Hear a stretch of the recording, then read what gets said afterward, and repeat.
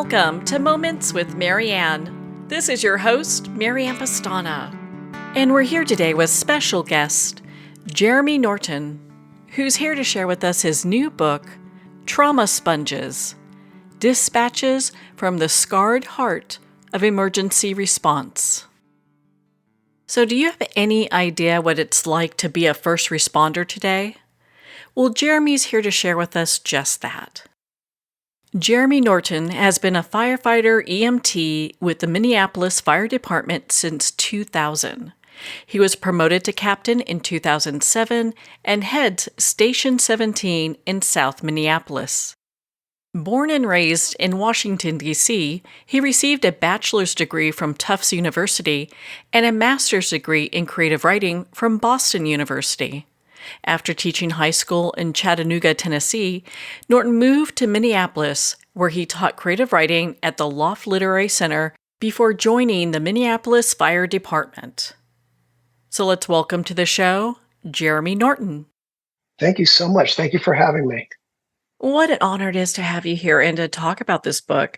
I got to tell you, as soon as I saw this book and went through it and was reading it, I knew we needed to talk. There's so much here that I didn't even really understand. And I'd love for you to share with our listeners just what inspired you to write this book.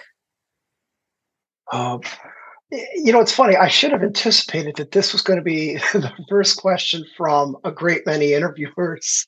And I think because I've been working on some form of the writing since I started in 2000, and actually since before I started, when I was writing about the kind of twisting and turning labyrinthine hiring process.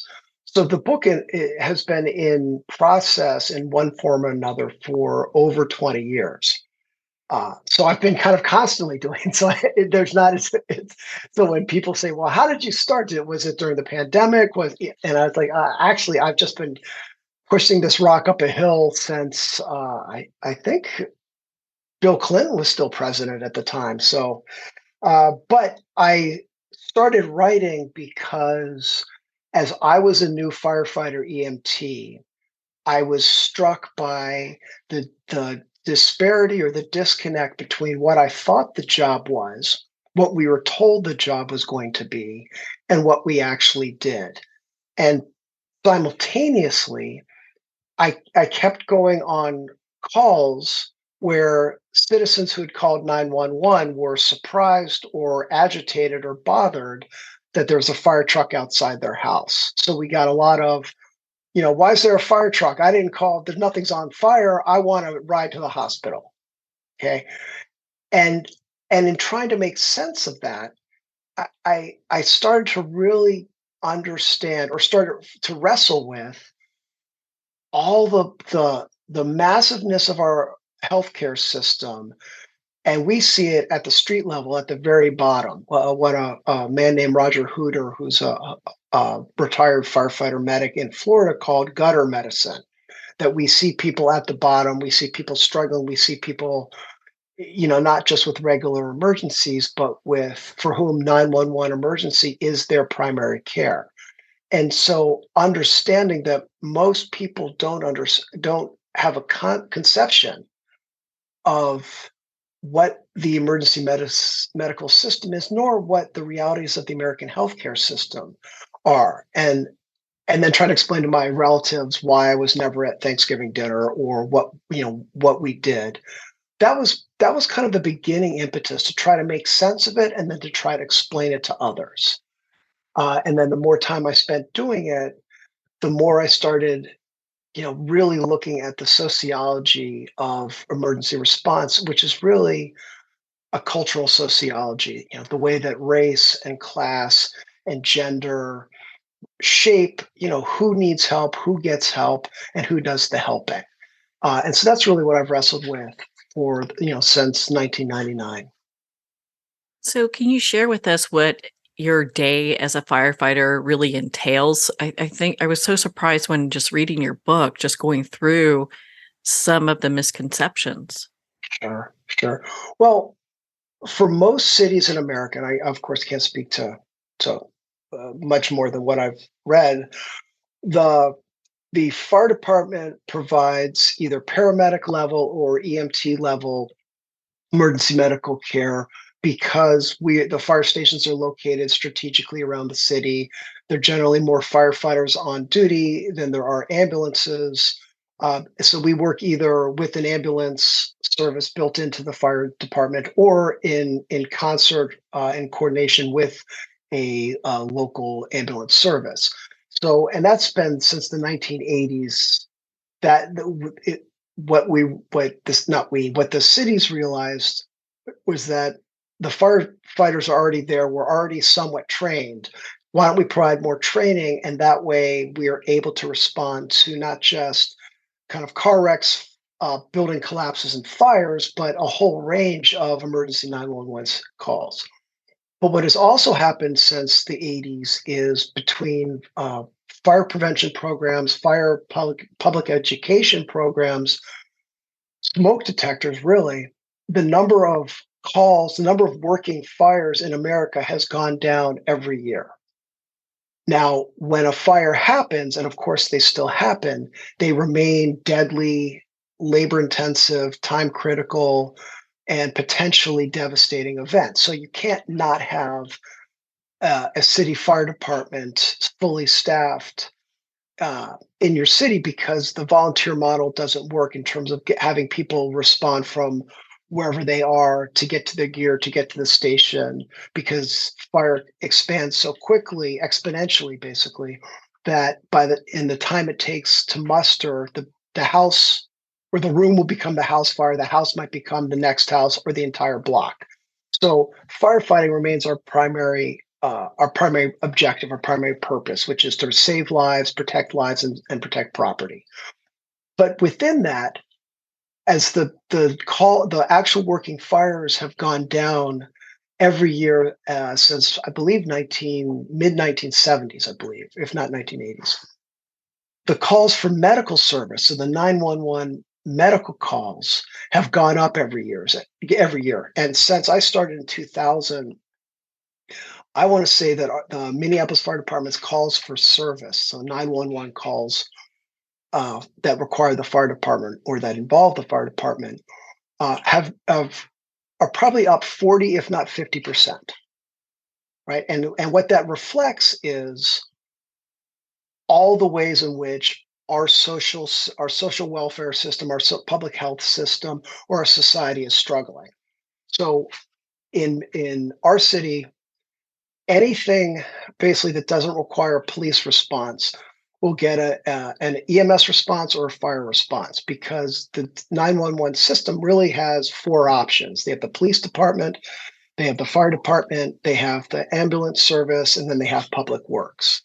So for anything, whether it's a sprained ankle, someone who's down on the sidewalk, someone who thinks they see smoke, a car wreck, every possible thing that someone might call 911 about, dispatch has uh, a very small Rolodex for those of us old enough to remember Rolodexes, uh, and that becomes we're just emergency responders, and then connected to that we have as a culture, I think, and also with cell phones, people dial things in without thinking. And so a lot of 911 calls are generated that don't remotely rise up to the level that the system was intended to address, right? Like, so most of us, we think of a 911 call.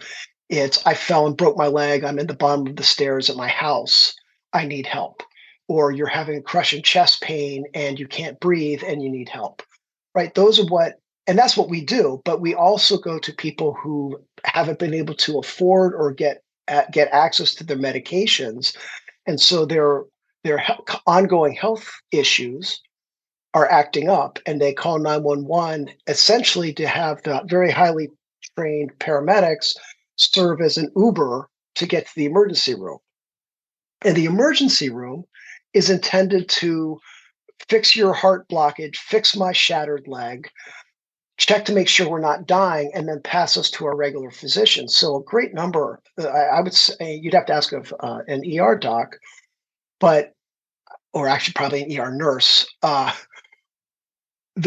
great number of their calls in every day are not actually life or death, which is what it's intended for. It's because people aren't going to their primary care clinics. And so in any day, I show up at work and I have no idea what's going to happen in our small patch of earth. It can be 5 nosebleeds, it can be 5 heart attacks, it can be none of those. We can have a day with a couple fires, we can have weeks with no fires. It's a wonderful job in that I show up and I know the area, I know the equipment, I know my coworkers, and I have a rough idea of what we might see, but I never ever know. And we might run 50 difficulty breathing calls in a week, and you will see a range of 10 people who have done drugs and the side effects of the drugs are they're having difficulty breathing, 10 people who have chronic obstructive lung disease because of smoking, 10 people with chest pains from heart attacks, and then a handful of people whose symptoms are just mind boggling, right? You never know. You step off the rig and you have no idea what you're walking into. That's just a combination of everything. It seems like you pretty much get um, the calls that don't fit into anything else. Right, or we get the calls because we respond with the paramedics. So, anything that's vaguely medical, we respond because the medics in Minneapolis and a lot of cities, the paramedics, excuse me, are highly trained. They're allowed to, set up IVs and push medications, and they have a way to transport people to the hospital. We have less training, but we can keep somebody who's critical alive until they get there, and then we work to support the paramedics. Same way with a lot of calls that are gray areas where the police and fire and or paramedics will all respond together. So there's an umbrella of emergency services, and often when you hear on the local news or read in the paper, car crash, responders pulled somebody out, they performed life-saving measures, the person made it or didn't. That kind of umbrella term of responders or EMS might mean firefighters, it might mean police, it might mean paramedics. It's just kind of the media shorthand, right? So we, we have a lot of interagency communication without a lot of formal interagency training. Okay. I appreciate you taking the time to explain that because I have, um, when I was reading your book, I had no idea that you did just the vast amount of different jobs that you do. Sure. And right, and that became one of the, I think, like, one of the challenges, and I think frankly one of the parts of the book that I wish, we always, once it's out, you wish you could make some small changes or big changes. um, that what I was trying to do prior to 2020 was I had it broken up into kind of distinct examples, so I basically wanted to provide a panorama to a reader of what emergency response entails. So basically going back to your fundamental question, which is lots of people's fundamental question, and then I'm also trying to do service to, all the very wonderful men and women who are in emergency services, the police officers, the paramedics, the firefighters, to really honor and reflect to people who don't know what it is we do and what it is the work entails. So I had like as I said, a panorama. So I had respiratory distress, I had cardiac issues, I had OBGYN issues, I had end of life issues, I had car wrecks, shootings, stabbings. I had, everything was kind of siloed with like both vignettes and kind of some reflections on what that meant. And then as the pandemic hit, and then with kind of the effects of May and June of 2020, it both crystallized and demanded more focus there, and so I had to cut a lot of stuff out. And one of the things I'm trying to do in the book, and I don't know, and time will tell if I've done it effectively or not, is really to give the readers who want, people who want a clear answer. As I say, like we don't get tidy resolutions. We see people, and we have no idea what happens afterwards, and we show up, and we keep showing up, And so it's an interesting existential job. And I tried to kind of shape the book so that there was that kind of cyclical nature that you you might think you've had enough hearing me talk about respiratory distress, but it after 23 years, I'm still going to variations on a theme. All of us, all my coworkers are seeing iterations of people who need help breathing, people who have chest pain, people who are having stroke symptoms, people who have drug and alcohol issues, right? And so that's part of it is that cumulative effect becomes the challenge. And so that's kind of what what I tried to shift it a little bit, and so I cut out a lot of the kind of very specific aspects of so I almost have a whole second book of OBGYN, old age, car wrecks, stabbings, shootings. I mean, it's a list of mayhem because that's the reality of the job. Uh, but I also realized then that it's also firsthand to me and second nature that for someone, a lot of the readers who have no idea, I have a hard time figuring out how much I need to explicate the readers. No, really, we never know what we're going to do. There isn't any better system. This is our reality, and you have to be able to kind of keep your head above water as you're floating through society's traumas. So is that the reason for the title Trauma Sponges? It is, again, like it's my this is my first full published book. I had a couple that in fiction 20 odd years ago, but they didn't go anywhere. So I am gunning not for Granta's 40 under 40, but AARP's Rookie of the Year, given my slightly advanced age for being a first time author. But a trauma sponge to date myself is what in the operating theaters in, kind of in the olden days, they literally had literal sponges that absorbed the blood, where now we have vacuum, now they have vacuum and suction and much more advanced stuff. They literally had a sponge to sop up the blood. Um, and and again in the book, I'm trying to walk the line between not allowing a reader to ignore the things that really are the essence or the key realities of this work. But I also I don't want to like give people nightmares, and I don't want to upset the squeamish, right? And so like this is a job where you are just like wading through other people's bodies and bodily functions and the contents of inside our skin suits.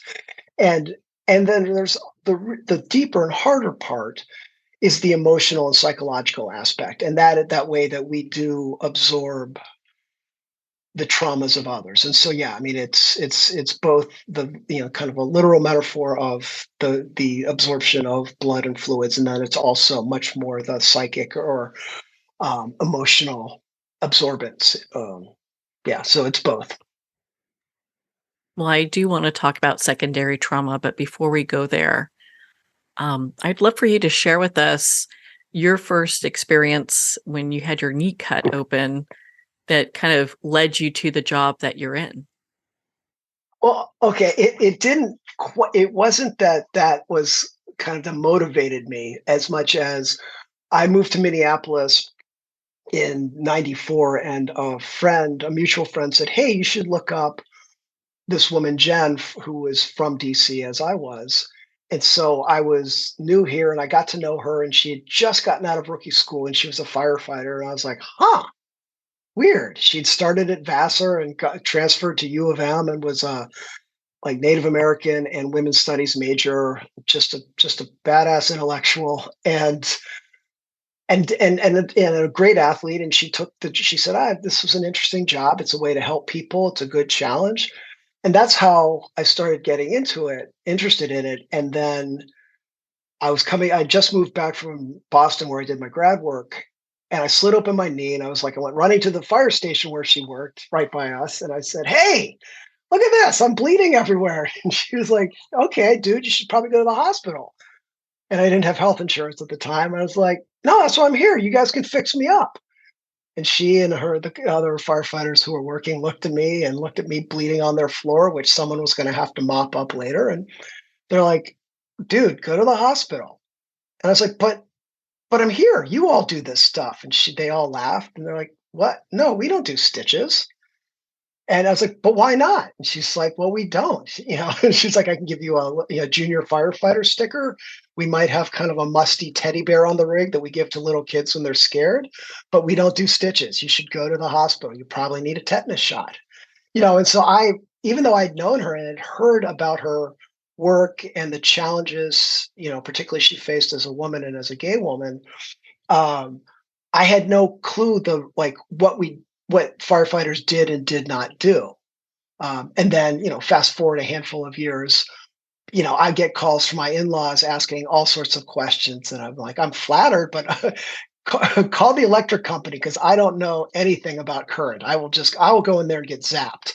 But it is the generosity and a little bit of the incomprehension that people who don't know better don't know, right? So there's either why are you guys here at all, or oh, I assume you all can do everything, and we're somewhere in between those two. I found your writing style to be hysterical when you talked about that because it's so well written. And I'm sorry that you were injured, but at the same time, the way that you presented it Oh, was hysterical. And I think it just kind of shows how many people, when we look at firefighters and the work that they do, it's just that we really don't have any idea. And that's why when we get injured, we're sometimes showing up at the fire station, right? sure. No, absolutely. And one of the things I try to push in the middle and then at the end of the book is,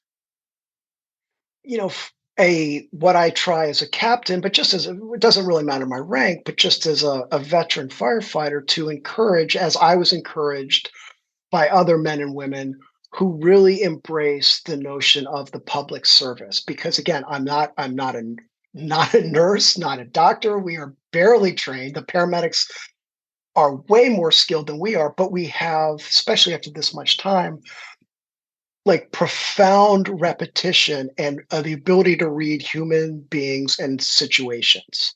Like, so our contextual awareness ought to be like diamond tough. And so, what we really do when we're doing our job well, I believe, is we walk in, we kind of cut away all the extraneous information, and we try to figure out what is going on in the moment. And it's much, much more of a holistic approach that, I see that you're down, like you fell, you're hurt, but really you're upset. Right. And right now, my job is to, on some level, provide comfort, calm, and see you as a person. And so, because we're seeing lots of people who are living at, the ever growing margins or the lower margins of our society, meeting people who don't have much and haven't had good options with, both dignity and compassion, and understanding that I have no idea what it's like to be homeless or to struggle with some of the profound issues we see, but I can still try to recognize the humanity and be there and be, kind of humble in our shared humanness, right? And that often means absorbing kind of the suffering and the struggle of people. But being able to do that, I think, is one of the rare things, and one of the things I think the majority of my coworkers and I think firefighters across the nation do really well, right? Is we're not super well trained, but we are, because we don't have, either a squad car or an ambulance. We have no way of transporting, so we have to be there with somebody and kind of be present, right? And let somebody know that it's going to be okay. And a lot of the other agencies do a great job with that, but they have higher obligations than we do, right? So I get to walk into a room and just say, well, they called, said a heart attack. This person is either really high or really depressed. Let's just be there with them. And I don't care if you're either high or depressed, but I want you to live to see tomorrow. And that's kind of one of the beauties of our job. Well, and so let's talk about that secondary trauma that our first responders feel, and especially firefighters. So, how do firefighters work through that or with the trauma that they received just by showing up to some of these calls that are very difficult?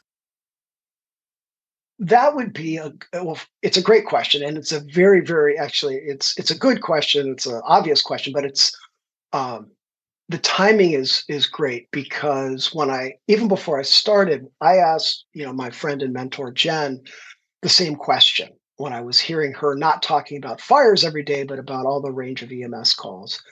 And I said, "Well, that sounds horrible. How do you all handle this?" And back in the mid '90s, culturally, because this is a job that kind of is very traditional and very kind of, you could say atavistic, you could say reactionary, that it's kind of shaped on the generations that precede it. So people who come on are shaped by the kind of cultural mores that have been inculcated for the generation because most people work this job for 20, 25, 30 years. So we're already being shaped by people whose formative experiences, which is what they're carrying forward, are 30 or 25 years ago. But which meant in the early '90s, this was a kind of post-Vietnam era, predominantly men, predominantly white men, very straight, and it was kind of this rigid, policed machismo. And she said, "Well, you'll get, basically everyone was told to suck it up. There's kind of this very wonderful kind of male camaraderie, but there's also this very problematic kind of fear of feelings, right? And this kind of the enforced stoicism." Eh, But she also added, there's so much in the job that is disturbing. You don't know what's going to bother one person and not another because you don't know what connects on a core level with one person and not the other. And you have to keep working over time. So that was almost 30 years ago. Over time, we have been improving and it's coming, parallel but lagging behind the larger culture.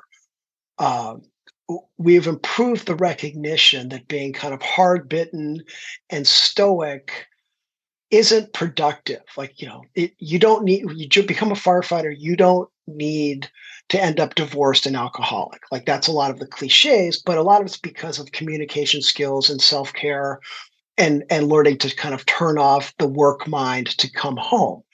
And we, there's been kind of a growing movement to recognize that the what what supposedly worked before didn't actually work that well. Everyone was just kind of white knuckling it or struggling themselves, and so a raft of like this, these suicides and the slow self immolation through drugs or alcohol or despair.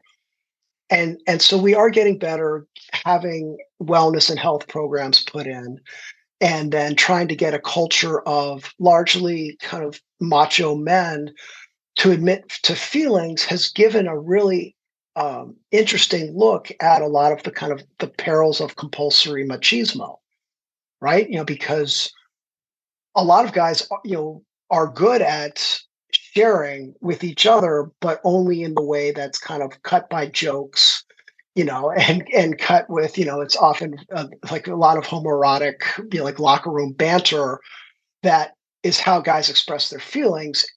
And to say that's bad shuts them down when we haven't necessarily developed a more, what would you say, nakedly emotional, nakedly honest way of expressing. And I had a rookie recently, super sharp young woman, who said, we talk about stoicism, and she's like, and I was off, and they had a really, really horrible event. And so they were having a post-traumatic, or excuse me, a post-incident debriefing. And, and several of the guys there were reporting it was the worst thing they'd seen in 20 years. And they were, basically open about, I'm just home. I feel obliterated. I'm drinking more than normal. I'm taking pills to make myself sleep. I'm only coming in because I know my work partner needs help. Like there's the good parts of the bonding, but it's also all the kind of counterproductive coping mechanisms. And this young woman said, what's interesting to me is I'm not sure why we ever thought that stoicism worked. Like, when has stoicism ever actually been effective? And I was like, that's a great point, because the people who've been walled off, they may not bother you with their tears, but they're going to bother you with their despair, their depression, their alcoholism, their explosive anger about unrelated things, right? And so even as we're working on better ways to decompress, so now if we have a bad call, the our leadership has moved and has progressed and is more willing to say, all right, you guys take an hour or two, if you're okay, like, get your heads right, and if you need more time, you can report off and we'll try to get you formal help. But really, just to give ourselves a break to just clear our heads, and then it keeps going, right? Because one of the bigger issues is that you don't get to say, "Oh, I'd really not want to see," like, my mother is dying. I really don't want to see a sick older woman today, because we don't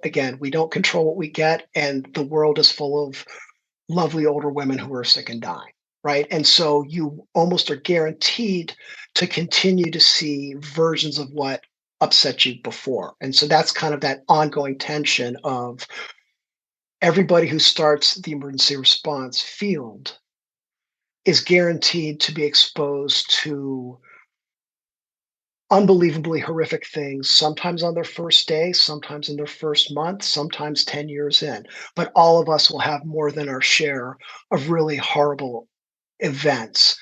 And that's the notion of the business. And they don't tell us that when we start. Well, on that note, we're going to pause here for a quick break. We've been speaking with Jeremy Norton in regards to his new book, Trauma Sponges. We'll be right back after these messages from our sponsors.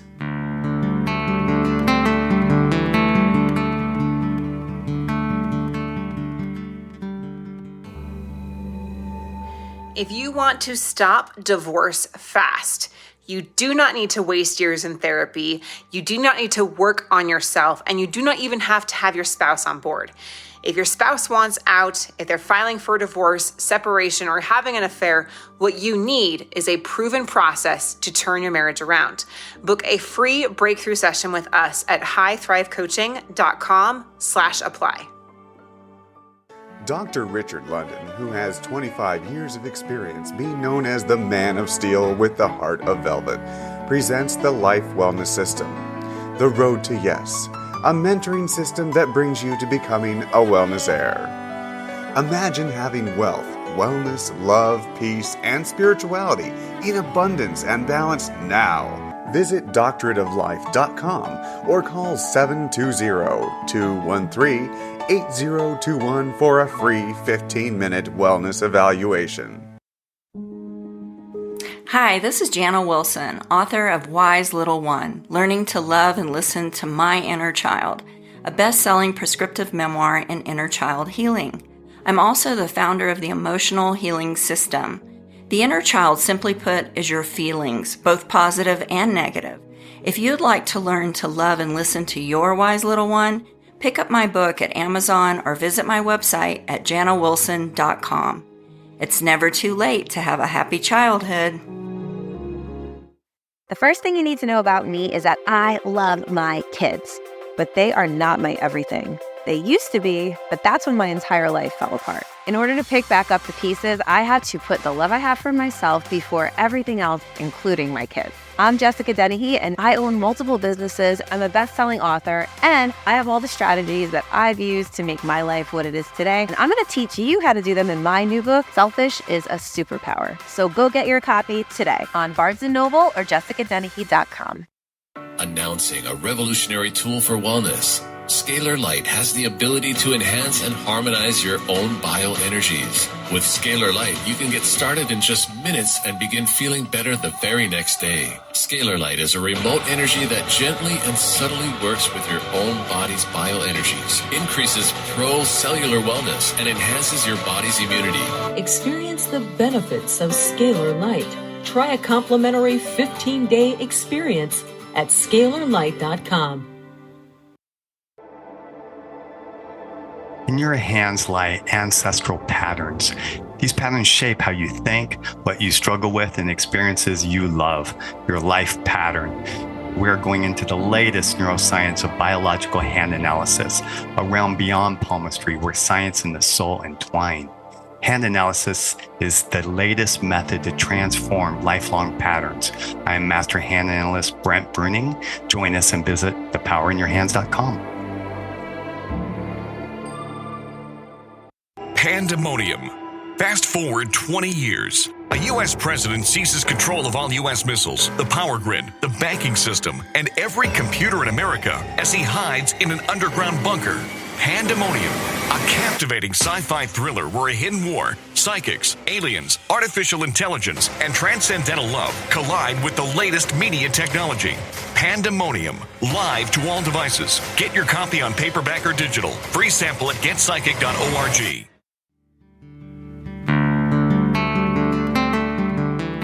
I'd like to thank Jason Eastwood at Guitarfulness for sharing his inspiring music and talent with us.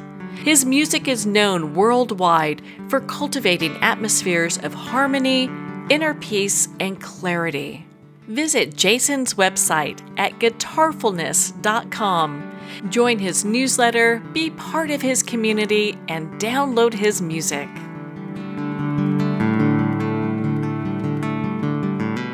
Welcome back to Moments with Marianne. We're here today with special guest Jeremy Norton, who's here to share with us his new book, Trauma Sponges. I would like to talk on secondary trauma that first responders experience. It seems that there is so much that we thrust upon our first responders. Is there a need for leadership to change the way they look at mental health? I've often heard in the past that when first responders feel like they need to share about their mental health, they are highly concerned that reporting any secondary trauma they're experiencing will result in them losing their job. Okay, so I will speak only from a Minneapolis perspective. But I work with, I was not in the military, I work with a lot of military veterans, and a lot of them have reported that there was like that stigma and that kind of booby trap reporting process that they experienced in the military, right? So the military was saying genuinely or performatively, and I don't know what, if you're having trouble after combat, if you're, please, let us know. We want to help you because, the military suicides is just, it's an abomination. Like that the men and women, serve, volunteer, and then come back traumatized and feel isolated and alone. But a lot of them, report that it felt like a trap, that your career will be over because you will be stigmatized. And I don't know how much that is actually true, how much that remains kind of a cultural thing. Transfer that to the fire service where there are, which is, there are a lot of, I'm not sure what our percentage is right now, but of military veterans that, that comprise the workforce. The received wisdom, which is probably neither received nor wise, has always been they're out to get us, right? So some of it's just that we have a lot of time sitting around between calls, just running our mouths, and we get really, really good at solving all the world's problems badly, and but there's always that kind of that paranoia. Well, don't let them know that they'll use it against you. And in 23 years, I have never seen anything used against anyone. And I've seen the fear of that, the threat or specter of that used to impede what could be a better engagement, right? So that people won't report things out of a default or a cultural notion that they're going to use it against us. I would actually say that at least in Minnesota, where in 2019 the legislature kind of passed a presumptive PTSD ruling, that our administration wants people to come to work, wants people to be healthy, and they have been doing well within the system. I think it's not actually a fire department administrative issue as much as it becomes a workers' comp issue, and that gets into finances and that's stuff outside of my purview. Though I have opinions about it, but I think we're doing a better job, and a lot of times it's not you have a bad day and you're never able to work again. Like there are people for whom what they've experienced makes coming back to work and worrying about experiencing it again overwhelming. But a lot of people, and that's what is great about kind of a cultural shift outside culture and then within our hermetic profession, is helping people diffuse and disconnect, the associations from the reality from the memories. So there are lots and lots. We had a really really good employee assistant person who had a master's in social work, and she was a wonderful counselor, and was just doing some basic like EMDR things, and a lot of the modal, whatever it is to work through traumas. Like there's so many things that psychology and resilience training has been doing in the larger society. And so offering that to us, a lot of my coworkers have taken her up on that. But I think the stigma is removed, and there are more options to take care of it, take care of those issues. And one of the things I write about, and it really kind of came to me as I was editing the book, that and I'm a peer counselor, and so in some of the trainings we've done and speaking with firefighters who've had kind of traumatic issues, I think the a lot of what people run into trouble through is kind of the cognitive dissonance of this idea that because you see the iconic fire truck, you see the cool turnout gear, that there's this expectation that we carry from when we start, that you're going to have to pass muster. You're going to have to live in these monster fire boots of these legends that everyone talks about. And so there's a degree of imposter syndrome. There's the anxiety of influence. There's the worry about fitting in, and so many people worry about the peer culture aspect of it, not being seen as a failure or a flop or a fraud. That there's so much posturing, and then the best of us are might be funny and kind of laceratingly cutting, but we mock ourselves first and foremost. And for me, I'd say that if I mess up on a call, I'm hard on myself. Like I don't want to mess up, and I'll be down on myself so that I don't repeat the error. But I'm pretty clear about everything else, that I didn't start the fire, I didn't cause the car wreck, I didn't make the person smoke for 50 years. And so when we show up to something that's already happened or is in progress still, the best we can do is stop the harm, right? And so for me, all I am very, very clear at the kind of objective fact of gravity, of biology, of physics, and human behavior. So I take almost no calls personally.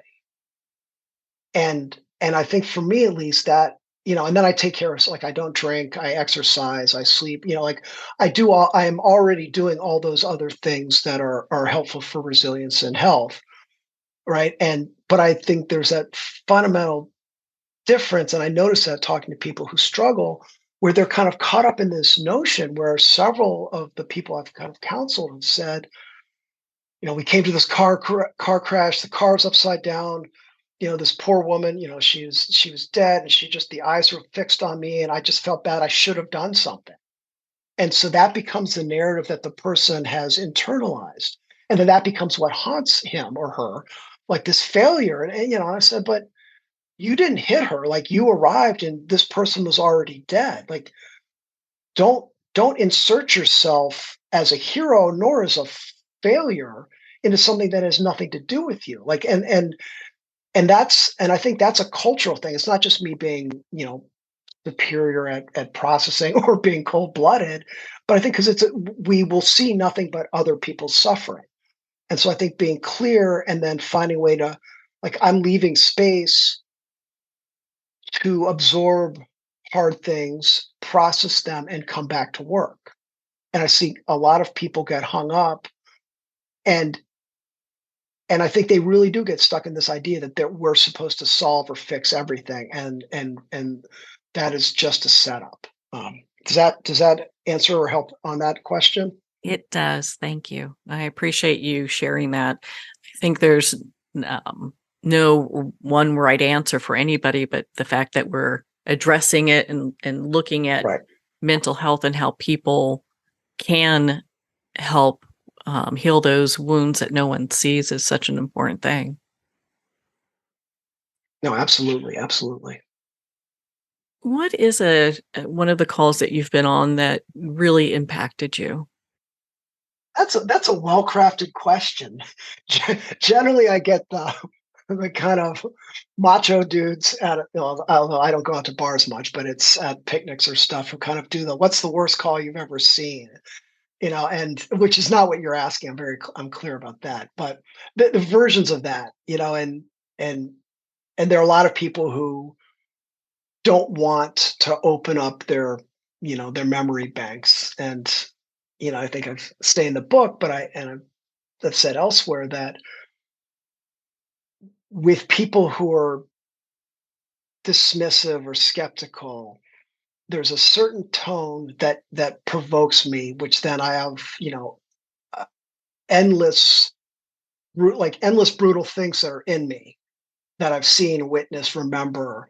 And it's kind of like that movie, The Bird Box, where people are like the people who are crazed are forcing other people to look up at the sun to see the monsters, and then it's like there's times when I want to hold open people's eyes to see that it's not just some stereotypical, "Oh, that person made bad choices and that's what happened," but to understand all the cultural aspects that shape lives, generations of lives, to lead people to where they are. And the same way that, like, I didn't wake up and choose to be white and male and privileged. That's a whole constellation of cultural, very real cultural aspects or attributes. And then from there, how I live my life. But I live it with education and comfort, and I have a place to live and all that.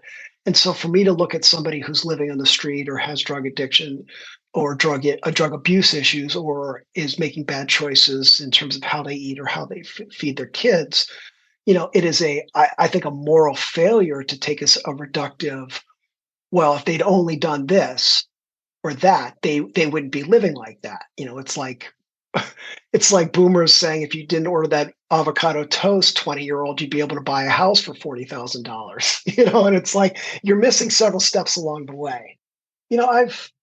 I've seen so many different calls that, like, humble me and awe me.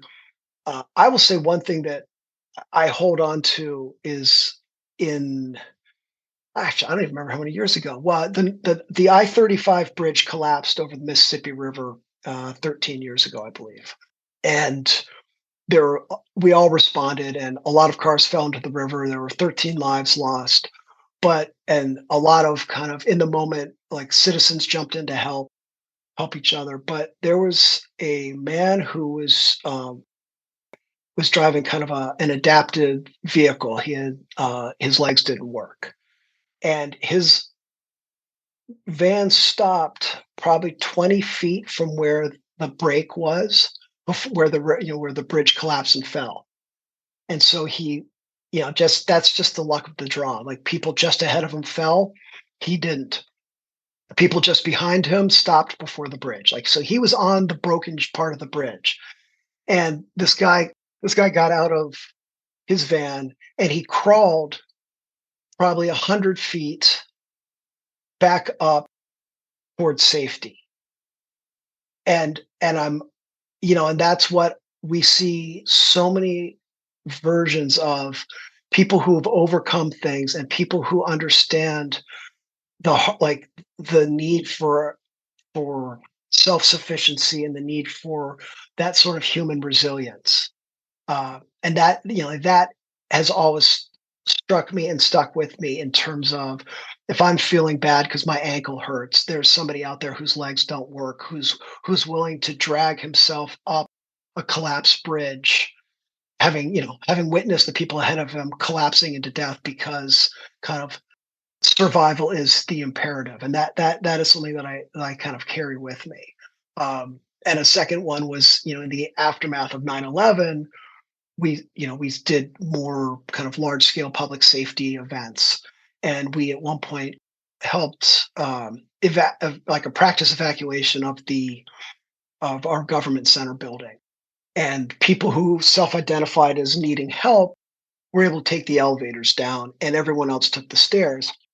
And a lot of the people who self-identified as, needing help were generally people who were just not very active.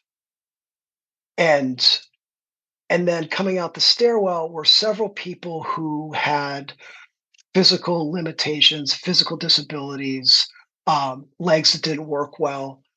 And again, it's that humbling sense of we see people who make do, who are struggling with real challenges, and do so with a profound resilience and a profound grace. And then we see people for who, because of the comfort and privilege of this nation, who can choose to self-select.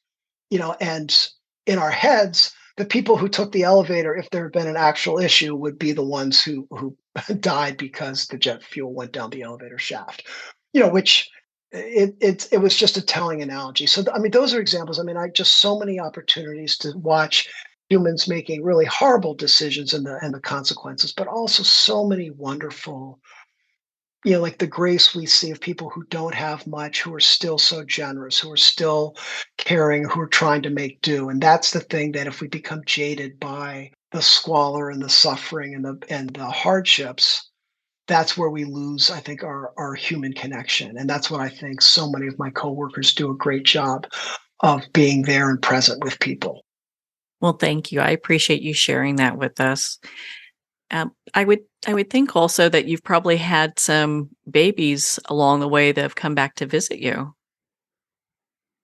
Dude, it is the funniest luck of the draw. There are no kids named Jeremy running around out here. However, one of my coworkers, a co-captain on the other shift, delivered 2 babies in a day.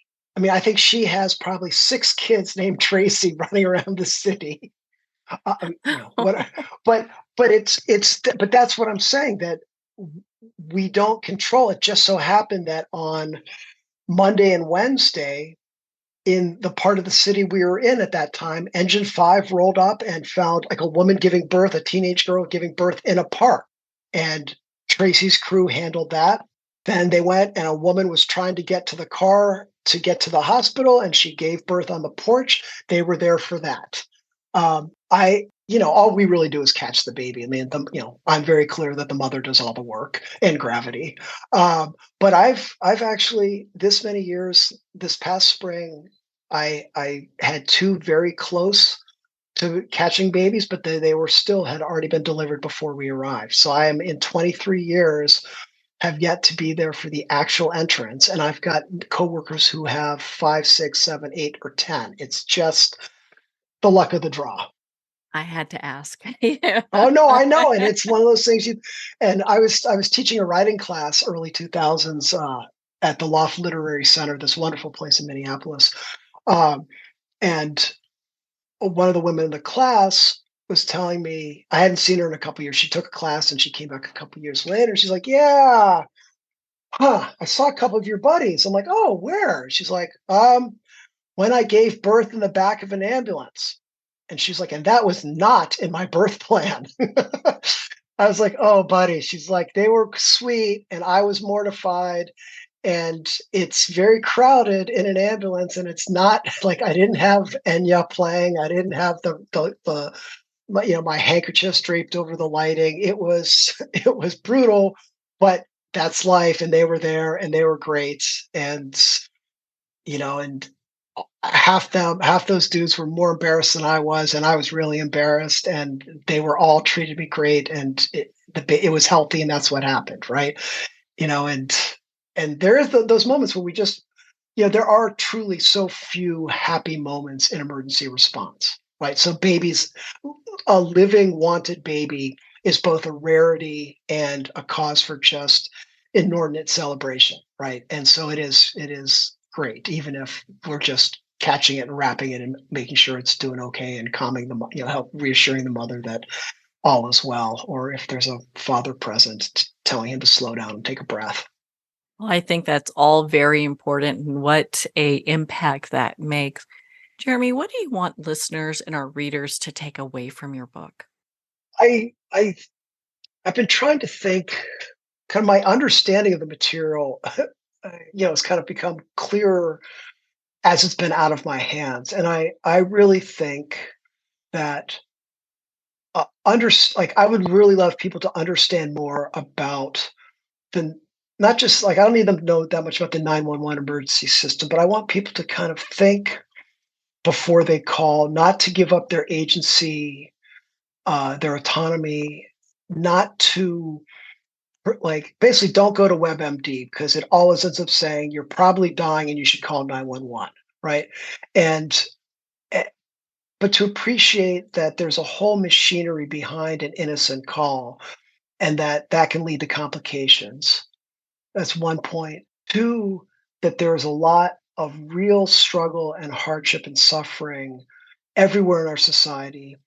And being appreciative and kind of cognizant of that, and kind of the struggles that other people have, uh, and the fact that somebody has to show up and deal with it, and that's not a fixable or life hackable solution.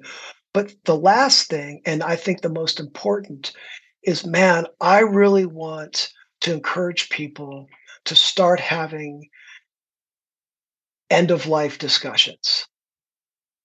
I had an op-ed piece in the Minneapolis Star Tribune a couple weeks ago about that, and I I I'm old enough now, and my parents are older that like we go to nursing homes, we go to convalescent homes, we go to transitional care facilities, we go to private homes, and seeing the way that our disconnect from the human process, from biology, from the fact that every birth is going to end in death, it leads to so much avoidable suffering, so much pain, so much guilt. And, Dr. Sunita Puri wrote that Good Night memoir about her work as a palliative care doctor. And I think it's Atul Gawande wrote Being Mortal several years ago, also about that disconnect. And they're both ER doctors or hospitalists, and I see it or we see it in the homes. So I that doctors aren't asked the right questions. They're still not taught and encouraged to have conversations where they say there is no hope, like this is a fatal issue, because they don't want to incur a family's denial or hope or guilt or anger, like all five of the stages until acceptance. And so they avoid it, and so they euphemize it. And we see people who've been told, but not in ways they understand, that their loved one is dying, and they call 911 because they want us to bring the person back to the hospital so they can be fixed. And there isn't fixing terminal cancer. There isn't fixing any range, there isn't fixing age, right? Like we all will run out of time. And we see that what that disconnect leads to in terms of people send their loved ones or back to the hospital hoping they improve, and all that happens is it becomes a cycle where their final weeks, months, or even years spent in and out of places. And really the problem isn't that the hospitals aren't doing a good job, is that we can't fix mortality. Like there isn't a life hack for mortality either. And so, yeah, we can do meds, and they can put somebody on a ventilator, but that's not a quality of life. And so I really wish hospitals or medical places would, after age 60, basically have a compulsory discussion. Right now they're asking, right now some of the forms say, do you have any questions about end of life care? And most people say no, because they have no idea what that entails or what that means or what it implies. And so the checklist has been done on the hospital or the doctor side, but you're having patients who are leaving still not understanding what's coming or what their options are. And that means that people like me and my coworkers and the paramedics will come into houses seeing people who should just be made comfortable, propped up in a bed to look at their family or look at the sunrise and the sunset and be allowed to expire peacefully. Because this idea of like, and Dr. Puri talks about it wonderfully, like, they're a fighter. It's like, right, but what does that mean? Because this notion that fighting, you're not going to defeat terminal cancer. You're not going to defeat this kind of a fatal respiratory issue or cardiac issue, but you can have your body plugged full of tubes and wires and medications, and you're an unresponsive, pre-corpse. And it's like, I don't want to be graphic or coarse about it, but having to do CPR on someone who should have been allowed to just expire with the family sending them off with love and grace and tears and beauty that's kind of the harder stuff for us often, is seeing the collateral damage and being collateral bystanders to the breakdown of communication and understanding, and that's just the horrific effects of denial. Like, that's really, I want people to start rupturing that smothering denial, right? Like, we're all going to die, and I don't want us to die quickly. And I don't want, I hate despair. I want people to live as best they can, as well as they can. But I also want to understand that when somebody's going downhill, we shouldn't be surprised. We should understand that what we can do is help them get ready for their final transition, so that we don't carry guilt after the fact that we did something wrong or that they suffered, all that. And we want them not to suffer as they're going out. That would be my takeaway. I think that's such a great takeaway that a lot of people need to consider. Well, Jeremy, where can our listeners connect with you and be part of your community and learn more about your work and your book, Trauma Sponges?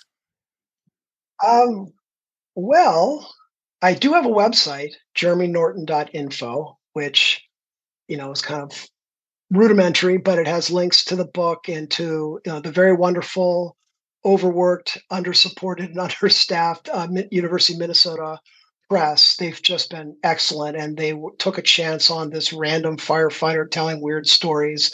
And with their help, we've really shaped it into something I feel that's much more than just a bunch of scary fire stories. As I say, I think I'm trying to write to the kind of the heart of the human experience.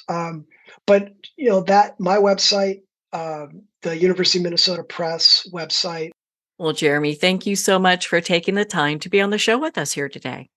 Oh, I appreciate it. I just got back from a couple months off with a knee injury, and it is always nice to get back into the work and the mayhem, and then it's also an adjustment to kind of being on the beck and call of the emergency system and wandering out and seeing the world. And I'll tell you what, I have a huge grin, even though we're seeing hard stuff. I just feel like the privilege of engaging with people and trying to make people's days better is what most firefighters, I think most EMTs, and I think most of us in emergency response, but I think we, more so than the paramedics or the police officers, we get to try to make people's days better. And I walk home, and even though I'm tired from lack of sleep and all the rest, my heart and my soul just feel enriched. And if I can, help make other people's days better, that is just a wonderful way. So it was nice to be thinking about it, speaking with you all during a 48-hour shift where I was,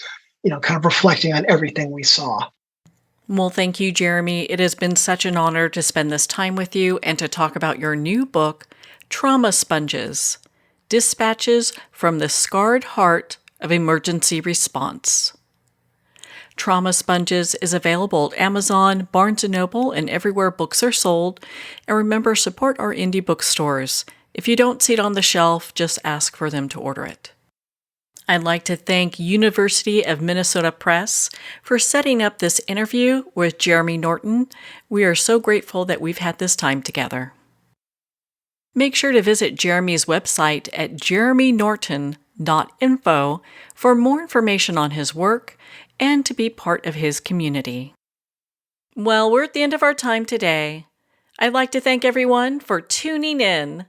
You've been listening to Moments with Marianne, where we make every moment count.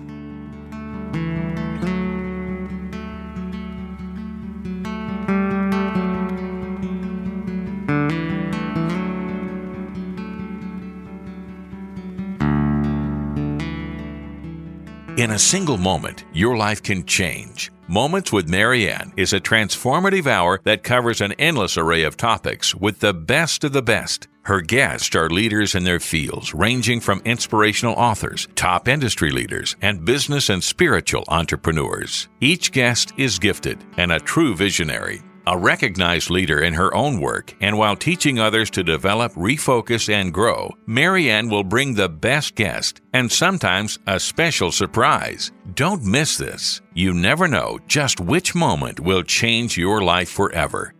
Make sure to tune in and visit momentswithmarianne.com for more information.